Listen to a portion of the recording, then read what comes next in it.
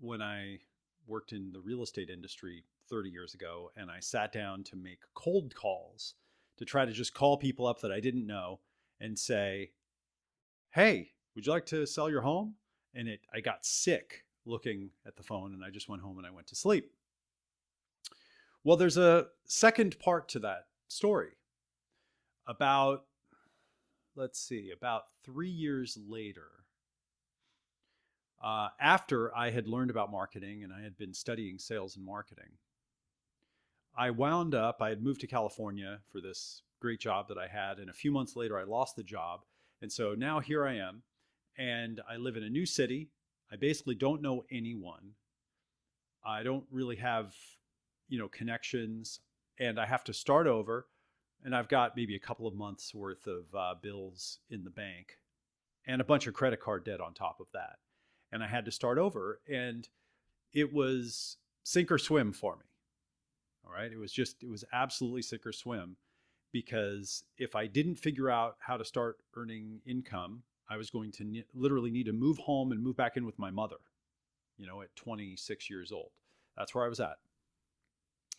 And what's interesting is I had just spent the last few years studying and learning about sales and marketing. And I remember when I needed to start making outbound calls to get clients. And I remember, does anyone remember the phone book? Anyone remember that thing? Yeah, okay. so so I opened up the phone book because I was just going to start calling, in that case, real estate and mortgage companies, and asking them if I could help them out, with their marketing, doing some coaching and consulting. And I remember I opened up the phone book and I looked at the people that I was going to call, and I looked at my phone, and I just picked the phone up and I started calling. There was no hesitation.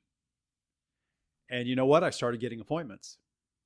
And in fact, one of the first appointments that I got in San Diego, I did this in a couple of places, but the first appointments I got in San Diego, I went and I met with a man named Gary Kent, who's one of the top real estate agents in San Diego. And I sat down with him, and I used a process called spin selling that I had been learning about.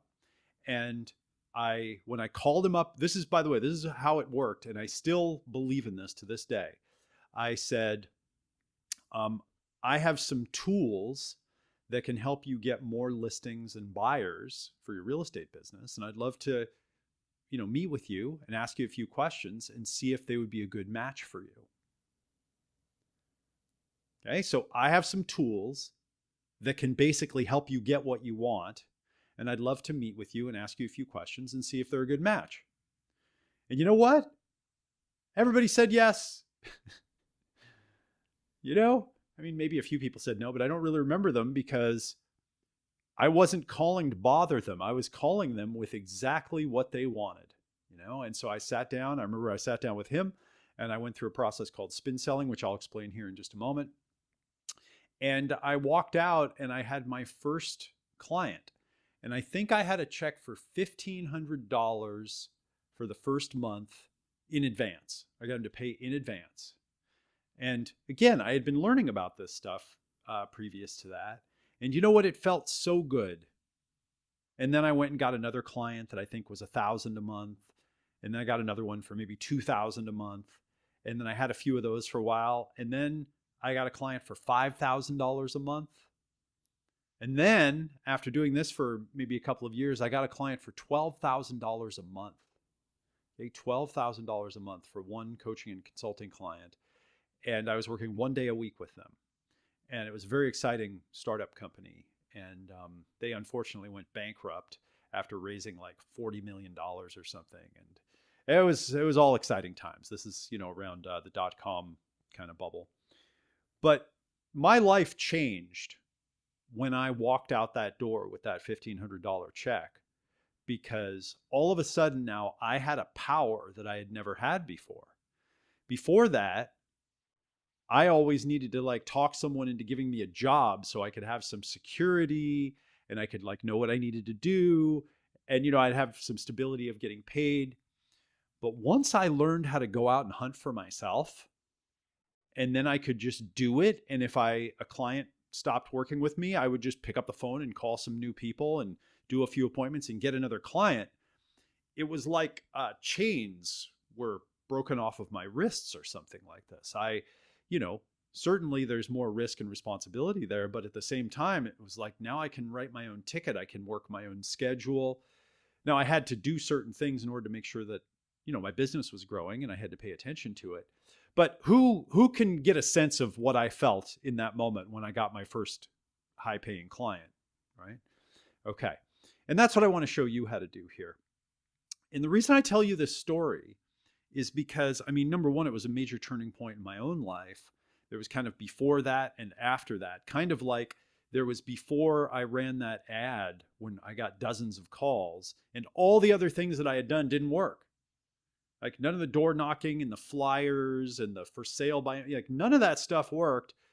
And then one day I did something and it worked like crazy. Napoleon Hill talks about this in Think and Grow Rich, right? He says, you stay at it and you keep going. And then one day when the success and the money comes, it just comes like a river and you go, where have you been hiding? Where you been for so long? And that's it. Peter Thiel says, if you're building a startup business, you just need one good distribution channel. Okay? In other words, you need just one good source of clients, and that can be great. Like that can be amazing. You just need one podcast that's getting you clients, or one video channel that's getting you clients, or one marketing partner that's getting you clients, or one strategy for referrals that's getting you clients. You just need one good distribution channel and it can make your whole business. And if you have multiple channels, well, then really, again, the sky is kind of the limit.